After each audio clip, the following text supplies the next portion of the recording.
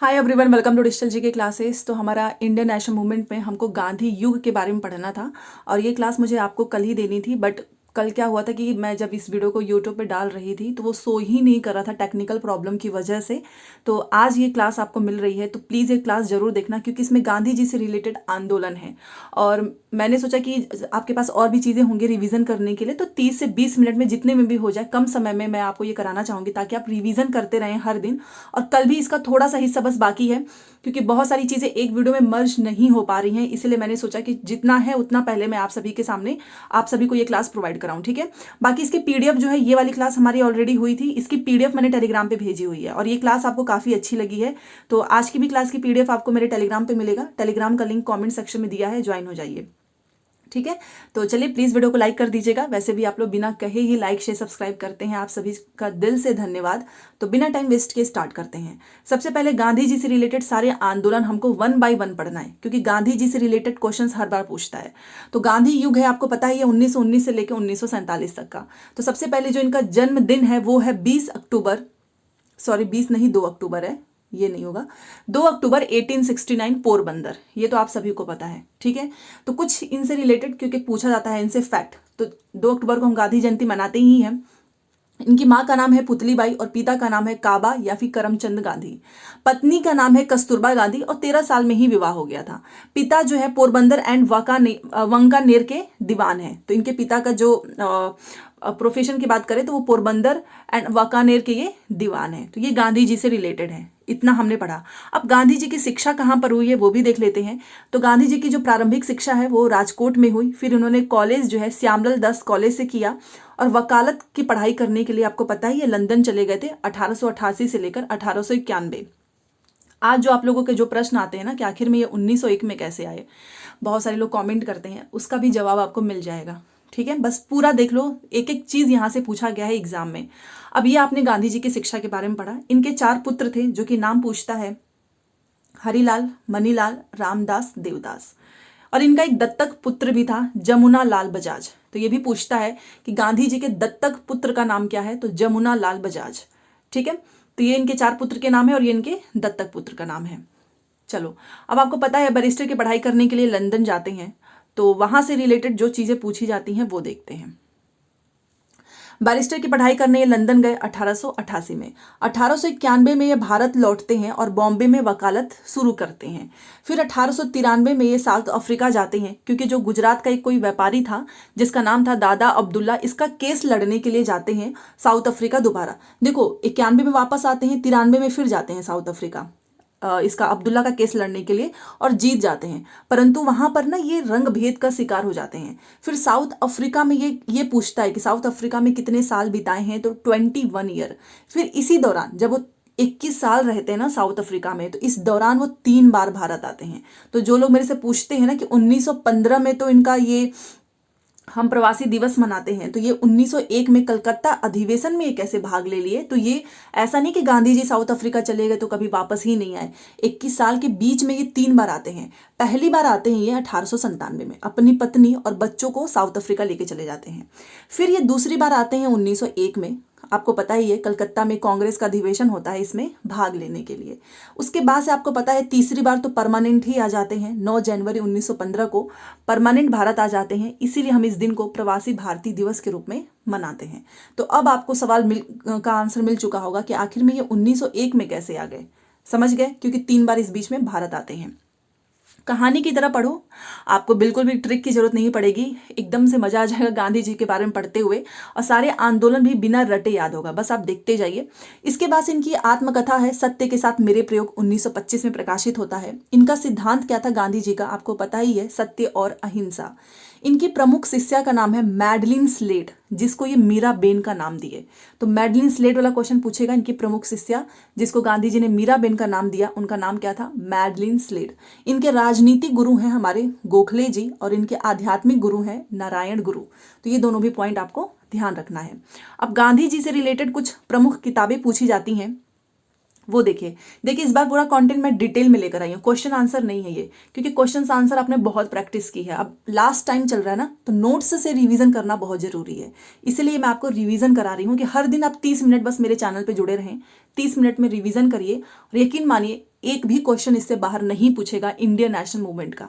ठीक है, इनकी प्रमुख किताबें आपको पता ही है, एक तो सत्य के साथ मेरे प्रयोग, इनकी आत्मकथा है, और हिंद स्वराज साउथ अफ्रीका में थे 1909, ये 2 बार हो चुका है, 1909 हिंद स्वराज साउथ अफ्रीका, ये सारी इनकी किताबें हैं।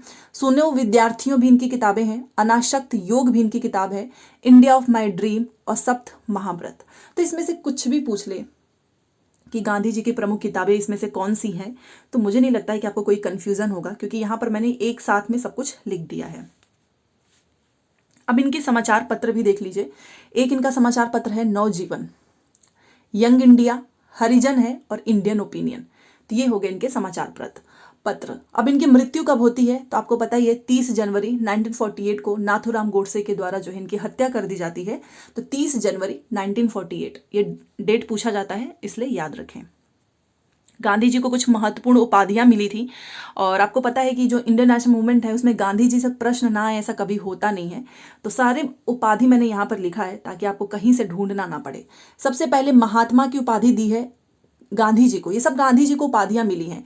जैसे कि रविंद्रनाथ टैगोर जी ने गांधी जी को महात्मा की उपाधि दी। पीडीएफ में थोड़ा बहुत आप देख सकते हो, इसी वजह से कल बहुत प्रॉब्लम हो रही थी। एक तो पीडीएफ में भी अपने आप बहुत सारी चीज़ें मिस्टेक हो जा रही थी, फिर भी मैंने सोचा कि आज इस क्लास को करना ही है, तो बस इस एक मेहनत के लिए लाइक कर दीजिएगा अगर आपको पसंद आए। तो महत्वपूर्ण उपाधि रविंद्रनाथ टैगोर जी ने गांधी जी को दिया है महात्मा का।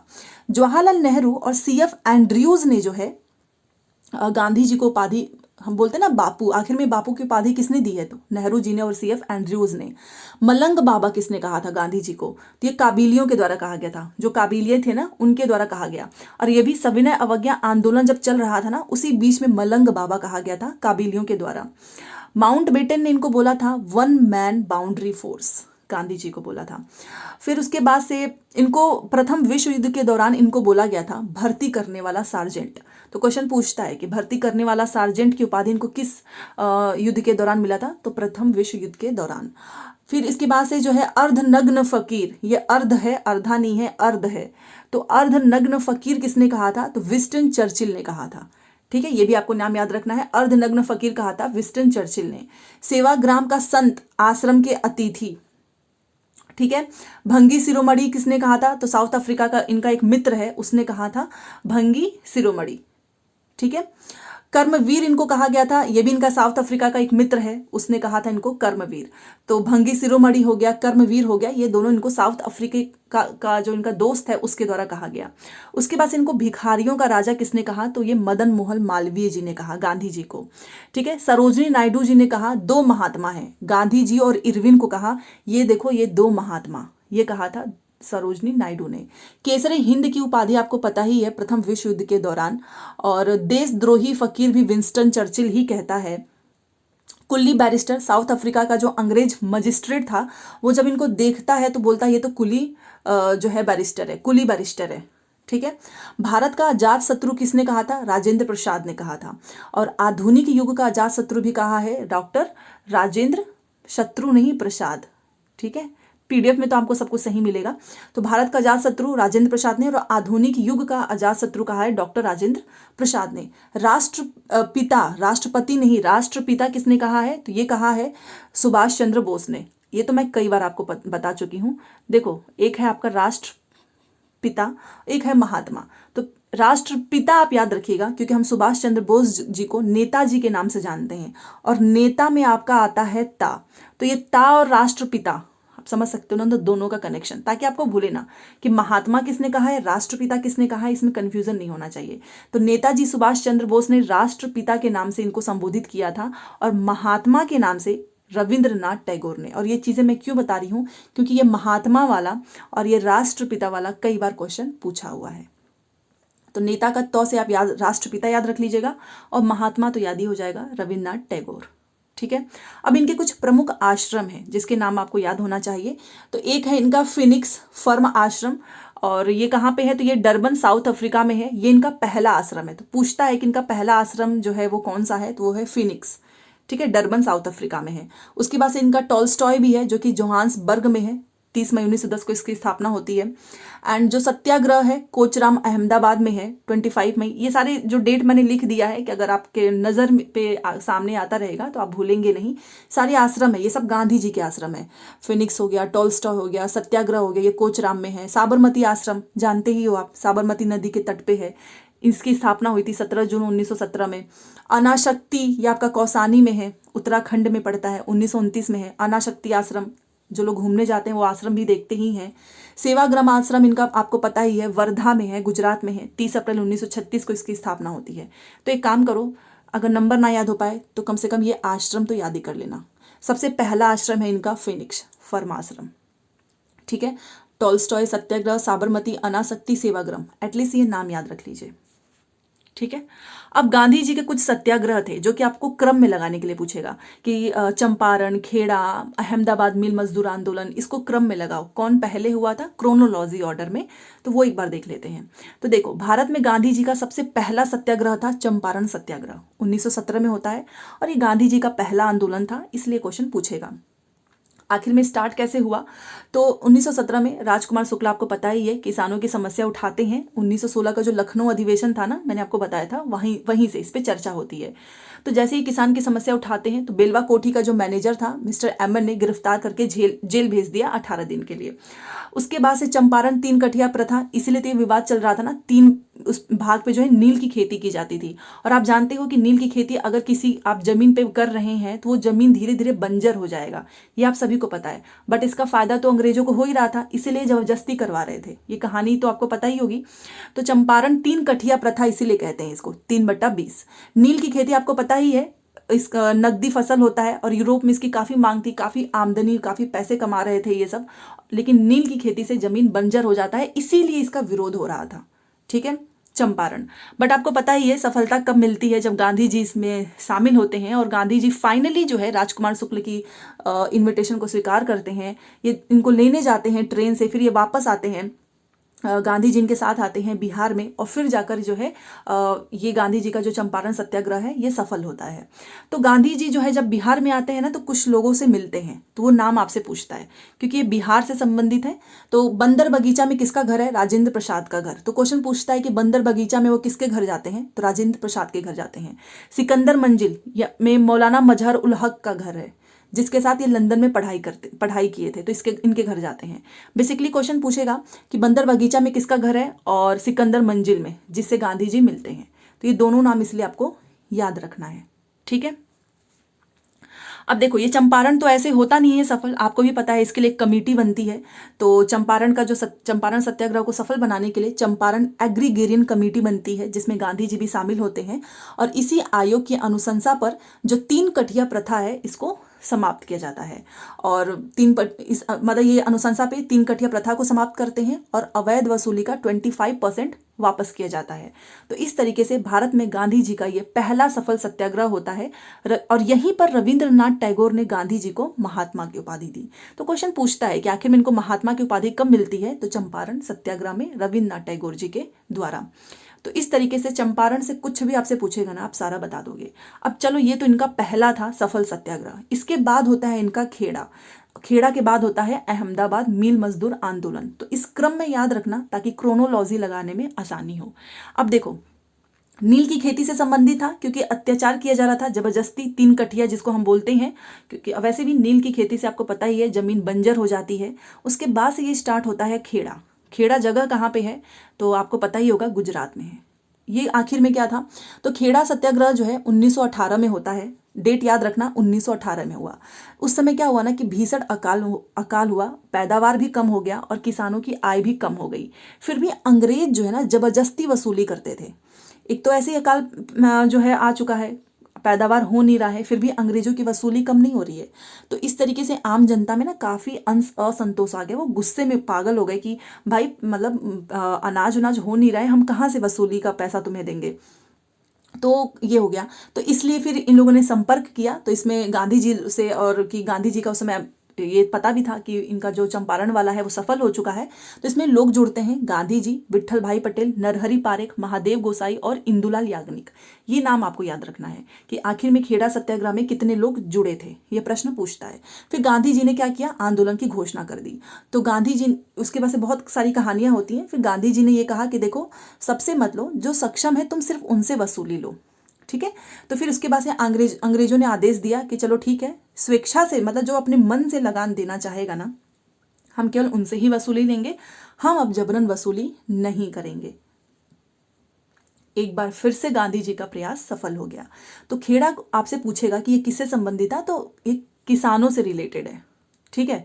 बार बार क्वेश्चन पूछता है कि खेड़ा जो है जमींदार से रिलेटेड है कि किसान से रिलेटेड है। याद रखना किसानों से रिलेटेड है, 1918 में हुआ। वैसे बेसिकली आप कहानी याद रखेंगे ना तो आपको भूलेगा नहीं। अब इसके बाद से फिर से इनका दूसरा सफल सत्याग्रह हो जाता है। देन आता है अहमदाबाद मील मजदूर आंदोलन, और ये नाम से ही पता है मजदूरों से रिलेटेड है, 1918 में होता है। अब स्थान कहाँ पे है, गुजरात में है। 1916 से लेकर 1918 तक आपको पता ही है, आपको क्या पता होगा, मतलब उस समय की प्लेग की जो महामारी है वो फैल जाती है। तो अब जानते ही हो, जैसे कोरोना हुआ था कि बहुत सारे मजदूर मुंबई कहीं कहीं भी रह रहे थे, वो सब कोरोना में आपने देखा होगा कि एक जगह सब लोग बंद हो गए थे। उसके बाद से जैसे ही लॉकडाउन खुलता है सब अपने अपने घर आ जाते हैं। उसी तरीके से वहां पर भी हुआ, प्लेग महामारी फैलती है तो मजदूर अपने प्रदेश लौट जाते हैं। बट वहां का जो मालिक था वो बड़ा लालची था। उसने क्या कहा, सोचा कि रुको, इनको मैं रोकता हूँ लालच देकर। तो उसने कहा कि देखो भाई, तुम लोग जाओ मत अपने घर, क्योंकि मजदूर, ये मालिक सोच रहा था कि अगर ये चले जाएंगे तो काम कौन करेगा। तो इसने कहा कि मैं तुमको 100% बोनस दूंगा अगर तुम रुक गए तो मजदूर भी बेचारे सोचे कि चलो पैसा ही मिलेगा। तो फिर प्लेग की महामारी ना समाप्त हो जाती है, 1916 में आता है और 18 में समाप्त हो जाता है। फिर मालिक जो है पलट गया, बोला कि अब मैं बोनस नहीं दूंगा। अब भाई ये होता है कि जिसके पास पैसा है वो सोचता है कि हम गरीबों का तो शोषण आराम से कर सकते हैं, ये कुछ करेंगे नहीं। बट ऐसा नहीं हुआ। फिर ये चले गए अपने मिल मजदूर नेता के पास। सारे मजदूर, मिल मजदूर की जो नेता थी वो थी अनुसुईया बेन, याद रखना। तो मिल मजदूरों ने अपने नेता को बुलाया, अनुसुईया बेन। तो अनुसुईया बेन ने बोला कि देखो भाई, तुमने तो वादा किया था 100% का, कि तुमने तो बोला 100%, तो चलो एटलीस्ट 50% तो दे ही दो। बट इसने बोला कि नहीं, मैं नहीं दूंगा 50%। जो मिल का मालिक था ना, अंबालाल साराभाई, याद रखिएगा, अंबालाल साराभाई था, इसने कहा कि मैं केवल 20% दूंगा, 50% तो नहीं दूंगा। फिर वही बात हुई। फिर उसके बाद से गांधी जी से संपर्क किया जाता है, गांधी जी को सारी बातें बताई जाती हैं। फिर गांधी जी क्या करते हैं, यहीं पर इन्होंने भूख हड़ताल की। यही क्वेश्चन पूछता है कि गांधी जी का पहला भूख हड़ताल कौन सा है, तो वो था अहमदाबाद मील मजदूर आंदोलन। गांधी जी ने भूख हड़ताल किया। उसके बाद से मालिक ने सोचा कि यार दे ही देते हैं, कुछ हो गया तो क्या होगा फिर हमारा। तो उसने कहा ठीक है 35%। तो तब जाके सारे मजदूरों को 35% मिल गया, ठीक है। तो महात्मा गांधी जी का ये सफल भूख हड़ताल था अहमदाबाद मील मजदूर आंदोलन, याद रखना। और ये भूख हड़ताल की प्रेरणा गांधी जी को किससे मिलती है, जॉन रस्किन से, जिनकी बुक है अनटू द लास्ट। तो जॉन रस्किन की बुक भी याद रखना। और इनकी गांधी जी को इन्हीं से प्रेरणा मिली थी भूख हड़ताल की। तो कुल मिलाकर अगर आपसे पूछे कि पहला भूख हड़ताल कौन सा है, तो अहमदाबाद मिल मजदूर आंदोलन। कहानी याद रखेंगे तो आपको चीजें रटनी नहीं पड़ेगी, ठीक है। चलिए, अब ये भी हो गया इनका। अब इनका आएगा असहयोग आंदोलन। आपको पता ही है इसकी कहानी, जिसको बाद में इन्होंने खुद ही जो है रद्द कर दिया, क्योंकि उसमें हिंसा हो गई थी और गांधी जी हिंसा के खिलाफ हैं, आप जानते ही हैं। तो असहयोग आंदोलन शुरू होता है 1 अगस्त 1920। जो डेट मैं लिखती हूँ ना, उसको याद रखना। जैसे ये शुरू होता है उसके बाद से आपको पता ही है 12 फरवरी 1922 को इसको स्थगित भी कर दिया जाता है। आखिर में क्यों असहयोग आंदोलन को गांधी जी को रद्द करना पड़ा, उसकी कहानी जानते हैं, ठीक है। देखो, असहयोग आंदोलन स्थगित हो जाता है, 1 अगस्त 1920 को चालू होता है, 12 फरवरी 1922 को गांधी जी इसको स्थगित कर देते हैं। आखिर में क्यों, क्योंकि चौरी चौरा जो जगह है गोरखपुर के पास, वहां पर एक कांड हो जाता है 5 फरवरी 1922 को। अभी आपको पता चलेगा कौन सी घटना, बट याद रखना चौरी चौरा की घटना पूछता है कब हुई है, 5 फरवरी 1922 को, ठीक है। गांधी जी का ये पहला राष्ट्रीय आंदोलन था, असहयोग आंदोलन। ये भी पूछेगा कि प्रथम राष्ट्रीय आंदोलन कौन सा है, तो वो है असहयोग आंदोलन, ठीक है। इसलिए एक एक चीज मैं आपको डिटेल में बता रही हूं ताकि कोई कंफ्यूजन ना हो। आखिर में ये असहयोग आंदोलन स्टार्ट क्यों किया गया, तो इसके रीजन आपसे पूछेगा। एक तो था रॉलेट एक्ट, काला कानून, ना दलील ना अपील, हमने ऑलरेडी पढ़ा है। दूसरा था जलियांवाला बाग हत्याकांड, जिसमें इतने सारे निर्देश को जो है माइकल ओडायर के निर्देश पे गोलियों से जो है धून दिया गया था। आपने वो कहानी पढ़ी ही है पूरी। तो एक था रॉलेट एक्ट, काफ़ी आक्रोश था ही इसकी वजह से, जलियांवाला बाग हत्याकांड की वजह से भी था, मॉन्टेग्यू चेम्सफोर्ड भी था, और एक है प्रथम विश्व युद्ध। ये 4 रीजन थे असहयोग आंदोलन के स्टार्ट होने का। ठीक है, ये इनका पहला आंदोलन था। अब इसमें क्या होता है वो सुनो। असहयोग आंदोलन का प्रस्ताव सबसे पहले बिहार प्रांतीय कांग्रेस कमेटी की भागलपुर की बैठक में आयोजित होती है। विशेष अधिवेशन होता है 4 सितंबर 1922 को कोलकाता में, जिसके अध्यक्ष बनते हैं लाला लाजपत राय। ये इसलिए याद रखना क्योंकि ये असहयोग से रिलेटेड है। अब असहयोग का विरोध जो है किसने किया, तो CR दास ने किया। तो असहयोग का विरोध किसने किया, CR दास ने किया। और यह प्रस्ताव आपको पता ही है वार्षिक अधिवेशन में गया। और ये मैं आपको क्यों बता रही हूँ, क्योंकि यहाँ पे ना तिलक, जो बाल गंगाधर तिलक है ना, इनकी मृत्यु हो जाती है 1 अगस्त 1920। उसके बाद से तिलक स्वराज कोष बनता है 1 करोड़ का। कुल मिलाकर ये आपको कहानी याद रखनी है ताकि आपको पता चले। सबसे पहले प्रस्ताव आपको पता ही है भागलपुर की बैठक में आयोजित होता है, वो भी विशेष अधिवेशन में। ये डेट आपको याद रखना है। उसके बाद से असहयोग का विरोध करते हैं CR दास। ठीक है, फिर ये प्रस्ताव जो है वार्षिक अधिवेशन में चला जाता है, और इसी बीच में तिलक की मृत्यु हो जाती है 1 अगस्त 1920 को। तब तिलक स्वराज कोष बनता है 1 करोड़ का। ठीक है, अब ये असहयोग जो है आंदोलन, इसके कार्यक्रम भी कुछ निर्धारित किए गए थे, जो कि आपसे पूछेगा।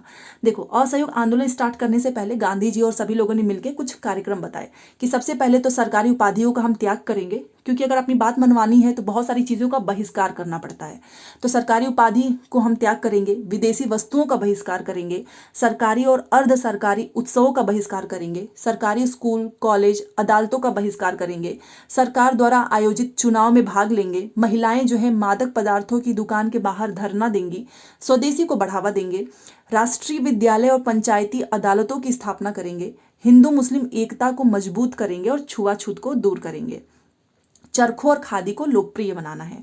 तो ये थे कुछ कार्यक्रम जो कि आपको पता होना चाहिए, क्योंकि अगर एलिमिनेट करने का पूछेगा कि इसमें से कौन सा कार्यक्रम नहीं था, तो उसके लिए तो आपको पढ़ना ही होगा ना सारा, इसलिए। अब इसी बीच में वकालत की भी त्याग होती है असहयोग आंदोलन के समय पे। तो CR दास हो गए, जवाहरलाल नेहरू हो गए, राजेंद्र प्रसाद, वल्लभ भाई पटेल, विट्ठल भाई पटेल, मोतीलाल नेहरू, इन लोगों ने अपनी वकालत भी त्याग दी। इसी बीच में राष्ट्रीय विद्यालय की स्थापना हो जाती है, टोटल 6। और ये सारे के सारे नाम आपको रटना है, क्योंकि ये प्रश्न तो पूछा जा चुका है TRE 1 में। ठीक है, तो याद रखना कि राष्ट्रीय विद्यालय की स्थापना होती है 6। कौन कौन से नाम, बहुत आसान है, देखो याद रखना। काशी विद्यापीठ आपका उत्तर प्रदेश का हो गया, गुजरात विद्यापीठ हो गया, एक बिहार हो गया, जामिया मिलिया विश्वविद्यालय हो गया, महाराष्ट्र विद्यापीठ हो गया, बंगाल राष्ट्रीय विश्वविद्यालय। तो आप नाम कैसे याद रखेंगे, आप ऐसे सोचो कि 6 होगा तो एक यूपी में चला गया काशी वाला, गुजरात तो होगा ही, गांधी जी वहां से रिलेटेड हैं, तो बिहार में तो पेपर ही चल रहा है, बिहार का तो होगा ही, बाकी जामिया मिलिया और महाराष्ट्र, बंगाल, ये 3 आपको रट लेना है। तो ये थे राष्ट्रीय विद्यालय। प्रश्न ऐसे पूछा था कि कितने राष्ट्रीय विद्यालयों की स्थापना हुई थी, जिसमें से 3 ये लिखे थे और 1 गलत वाला लिखा था। तो पूछा इसमें से कौन सा नहीं होगा, तो वहां पर ये आपको काम आएगा, तो सारे याद कर लें। ठीक है, चलिए। अब ये जो असहयोग आंदोलन था ना, उससे पहले ही गांधी जी ने बोल दिया था कि देखो भाई, हम आंदोलन तो कर रहे हैं बट अहिंसक होना चाहिए। ठीक है, अब इसमें कितने लोगों ने भाग लिया था, ये प्रश्न पूछता है। तो असहयोग आंदोलन में समाज के सभी वर्ग ने हिस्सा लिया था, जमींदार, किसान, मजदूर, महिला, युवा वर्ग, शहर, ग्रामीण, सभी जगह से। ये लाइन याद रखना, क्योंकि इसमें से पूछेगा कि किसने हिस्सा नहीं लिया था। उस समय लॉर्ड चैम्सफोर्ड के स्थान पर एक नया वायसराय आता है, लॉर्ड रीडिंग। ठीक है, असहयोग आंदोलन के समय। अब ये आंदोलन चल ही रहा था कि एक बहुत ही जो है भयानक घटना हो जाती है चौरी चौरा में, गोरखपुर के पास जो है 5 फरवरी 1922 में। क्या होता है कि जो भीड़ होती है उस पर पुलिस ने गोली और लाठी चार्ज किया। इससे भीड़ जो है काफ़ी गुस्से में आ गई, और भीड़ ने क्या किया, पुलिस थाने पे आग लगा दी। जैसे ही भीड़ जो है क्राउड उसने आग लगाई तो 22 पुलिस जल गए। अब उसमें गांधी जी तो बारदोली में थे, वहां पर मौजूद नहीं थे। फिर अब इसमें अंग्रेजों की हत्या हो गई थी ना, 22 पुलिस जल गए थे, तो फिर अंग्रेजों ने मुकदमा कर दिया सारी भीड़ पर और 170 लोगों को फांसी की सजा सुना देता है। बट भारत से जो वकील हैं पंडित मदन मोहन मालवीय, वो 151 लोगों को बचा लेते हैं कि भाई तुम ऐसे कैसे सारी भीड़ को ही तुम, हाँ ठीक है, जो भीड़ थी उसने हमला किया, नहीं करना चाहिए था, क्योंकि गांधी जी खुद नहीं चाहते थे कि ऐसा कुछ हो। 22 पुलिस जल गए, बट 170 लोगों को फांसी की सजा, इसलिए फिर वकील जो बनते हैं हमारे मालवीय जी, वो 151 लोगों को बचा लेते हैं। और आपको पता है कि आंदोलन की शुरुआत में ही गांधी जी ने कह दिया था कि 1 वर्ष के भीतर जो है स्वराज की प्राप्ति होगी। ये चीज़ गांधी जी ने स्टार्टिंग में ही कह दिया था। तो ये पूछेगा कि कब किस आंदोलन में कहा था, तो असहयोग आंदोलन में कहा था। अब इतना कुछ होता है तो गांधी जी से काफ़ी दुखी हो जाते हैं और 12 फरवरी 1922 को गांधी जी घोषणा करते हैं कि असहयोग आंदोलन मैं वापस लेता हूँ। तो ये डेट आपसे पूछेगा। ठीक है, आई थिंक आपको मज़ा तो आ ही रहा होगा इतनी कहानी इंटरेस्टिंग तरीके से पढ़ने में। और देखो, इसमें ये कोई बहुत बोरियस सा सब्जेक्ट नहीं है, इसमें हमें बहुत सारी चीज़ों की नॉलेज मिलती है, इन्फॉर्मेशन मिलती है, जो कि अच्छी चीज़ है ना। अब यहाँ से देखते हैं स्वराज पार्टी। अब ये सारी चीज़ें हो ही रही थी क्योंकि 1922 में तो ये इसको स्थगित कर देते हैं। उसके बाद से स्वराज पार्टी का गठन होता है 1923 में। याद रखना, 1923 मार्च में। अध्यक्ष बनते हैं CR दास, सचिव बनते हैं मोतीलाल नेहरू, और इसमें प्रमुख सदस्य आते हैं विट्ठल भाई पटेल, श्रीनिवास अयंगर, NC केलकर। इस समय कांग्रेस जो है 2 भागों में टूट जाता है।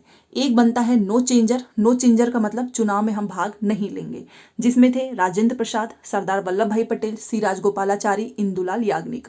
दूसरे थे प्रो चेंजर, जो बोलते हैं कि हम चुनाव में भाग लेंगे।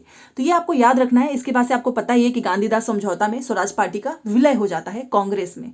ठीक है, ये वही है कि हम कुछ लोग चुनाव में जाते हैं, फिर कांग्रेस में ये चुनाव जीत भी जाते हैं, फिर इसका विलय हो जाता है, जिसको हम बोलते हैं गांधीदास समझौता।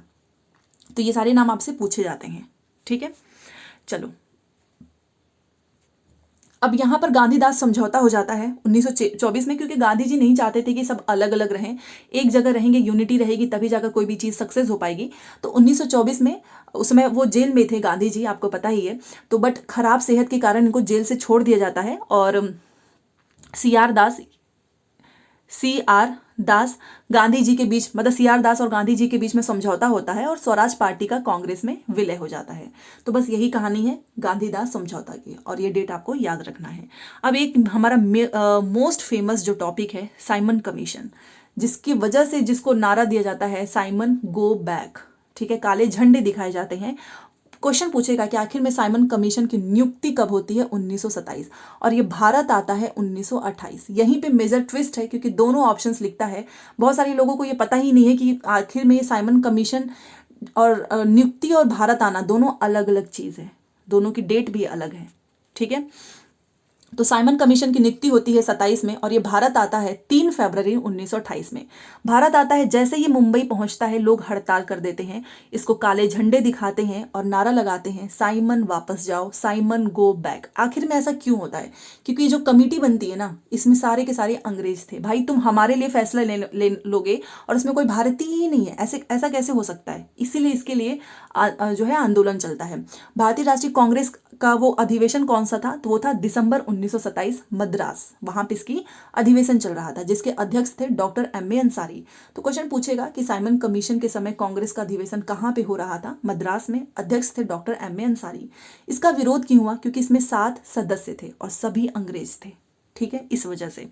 बाकी इसमें क्या होता है, यहाँ पर देखिए, इसी साइमन कमीशन को हम श्वेत कमीशन के नाम से भी जानते हैं। अलग अलग जगह पे इसका विरोध हो रहा था, मुंबई, दिल्ली, लखनऊ, पटना, कोलकाता, उड़ीसा, कराची। लाहौर में भी इसका विरोध हो रहा था, और लाहौर में जो विरोध कर रहे थे वो थे हमारे लाला लाजपत राय। बट अनफॉर्चुनेटली यहाँ पर लाठी, बुरी तरीके से इनको लाठी से पीटा जाता है और इनकी मृत्यु हो जाती है 17 नवंबर 1928 में, जिसकी स्टोरी मैंने आपको पहले सुनाई हुई है, जिसका बदला लिया जाता है भगत सिंह जी के द्वारा। ठीक है, ये तो आपको पता ही होगा। तो लाहौर में जब इसका विरोध का प्रदर्शन कर रहे थे लाला लाजपत राय, तो इनकी ये प्रश्न ऐसे पूछता है कि ऐसे कौन थे जिनकी लाठी से मृत्यु हो गई थी? तो वो थे लाला लाजपत राय। और क्यों? तो विरोध कर रहे थे साइमन कमीशन का, 17 नवंबर 1928 में। ठीक है, मुझे नहीं लगता है कि इससे बेस्ट कंटेंट आपको कहीं पर मिलेगा। हाँ, ये बात और है कि फ्री में जब चीज़ें मिलती हैं तो कोई इसकी उतनी वैल्यू नहीं करता है, तो ये रियलिटी है। बट चलो, जितने लोग भी इस वीडियो को देख रहे हैं, मैं बस यही चाहूँगी कि आपका पेपर अच्छे से क्लियर हो जाए, और ये कंटेंट आपके लिए बहुत इंपॉर्टेंट है। ठीक है, तो आपको पता ही है, श्वेत कमीशन के नाम से जानते हैं हम साइमन कमीशन को। तो इसका एक महत्वपूर्ण सदस्य था क्लेमेंट इटली। ठीक है, ये नाम पूछता है। अब क्या होता है ना कि साइमन कमीशन का कुछ लोग विरोध कर रहे थे और कुछ लोग इसका समर्थन कर रहे थे, तो ये नाम भी आपसे पूछेगा। तो सबसे पहले हम विरोध का नाम देखते हैं। साइमन कमीशन के विरोध में कौन थे? कांग्रेस था। मुस्लिम लीग भी विरोध कर रहा था, जो कि जिन्ना गुट वाला, याद रखना, 2 मुस्लिम लीग थे, एक था जिन्ना, एक था सफ़ी। सफ़ी वाला तो सपोर्ट कर रहा था, बट जो जिन्ना गुट था वो साइमन कमीशन का विरोध कर रहा था। किसान मजदूर पार्टी भी विरोध कर रहे थे, हिंदू महासभा भी कर रहे थे, इंडियन लिबरल एसोसिएशन भी कर रहे थे, भारतीय औद्योगिक और वाणिज्यिक कांग्रेस ये भी कर रहे थे। तो ये आपको याद रखना है, क्योंकि आपसे पूछेगा, ये 3 पॉइंट लिख देगा और एक इसमें से लिख देगा, बोलेगा इसमें से कौन विरोध नहीं कर रहा था। आप बताओ कैसे आप इसमें डिफ्रेंशिएट कर पाएंगे जब आपको सारा पता ही ना हो। बहुत आसान है ना, एक तरीके से देखो कि साइमन वापस जाओ, उसमें कांग्रेस ही थी, तो कांग्रेस तो ऑब्वियस सी बात है विरोध करेगी, मुस्लिम लीग भी करेगी ही, किसान आंदोलन हुआ वो तो समर्थन करेगी नहीं, किसान मजदूर पार्टी भी करेंगे, हिंदू वाले क्यों सपोर्ट करेंगे, इंडियन लिबरल वाले भी नहीं सपोर्ट करेंगे, भारतीय औद्योगिक और वाणिज्यिक कांग्रेस भी सपोर्ट नहीं करेंगे। तो अगर आपको विरोध वाले नाम पता है ना, तो आराम से आप ये सपोर्ट वाले नाम आपको याद करने की भी जरूरत नहीं है, एलिमिनेट कर लोगे। दोनों में से बस कुछ याद करो, कुछ याद कर लो, ठीक है। तो ये तो काफ़ी आसान है, विरोध वाला। समर्थन कौन कर रहा था, तो पंजाब यूनियनिस्ट पार्टी, मुस्लिम लीग, सफ़ी गुट, से सफ़ी और से समर्थन, ठीक है, याद हो गया 2 पॉइंट। जस्टिस पार्टी, नाम तो जस्टिस है इसीलिए समर्थन कर रहा था, ठीक है। अखिल भारतीय छूत संगठन और केंद्रीय सिख संगठन, ये साइमन कमीशन का समर्थन कर रहे थे। तो कुल मिलाकर हमने 30 मिनट में जितने इंपॉर्टेंट आंदोलन थे वो कर लिया है। 2 अभी बाकी है, एक हमारा सविनय अवज्ञा आंदोलन है और गोलमेज सम्मेलन है, प्रथम द्वितीय तृतीय एंड प्रथम और विश्व युद्ध, बस इतनी टॉपिक बाकी हैं। तो कल हमारा ये कंप्लीट हो जाएगा। तो 30 मिनट, क्योंकि आप लोग बोलते हो कि ज़्यादा लंबी क्लासेस मत लेकर आओ, तो मैं क्या करूँ, अगर आप बोल दें कि आप लंबी क्लासेस लेकर आए तो वो मैं कल जो है लंबी क्लास ही लेकर आऊँगी, क्योंकि 11-12 इसके बाद से क्लास नहीं होगी, उसके बाद से तो आपका पेपर ही है, ठीक है। तो प्लीज़ मुझे बताना कि कल हम क्या 1 घंटे की क्लास कर सकते हैं या नहीं, क्योंकि आप जैसा बोलते हो मैं वैसा ही करती हूँ। और प्लीज़ आप सभी से एक रिक्वेस्ट है, अगर आपको क्लास पसंद आए ना तो लाइक शेयर एंड सब्सक्राइब जरूर कीजिएगा, ठीक है। मिलते हैं नेक्स्ट क्लास में। और हाँ, PDF आपको टेलीग्राम पे मिलेगा, टेलीग्राम पे ज्वाइन हो जाओ, डिजिटल जीके क्लासेस के नाम से, या फिर कॉमेंट सेक्शन में आप देख सकते हो, मैंने पिन किया हुआ है, ठीक है। चलिए मिलते हैं नेक्स्ट क्लास में। Thanks for watching.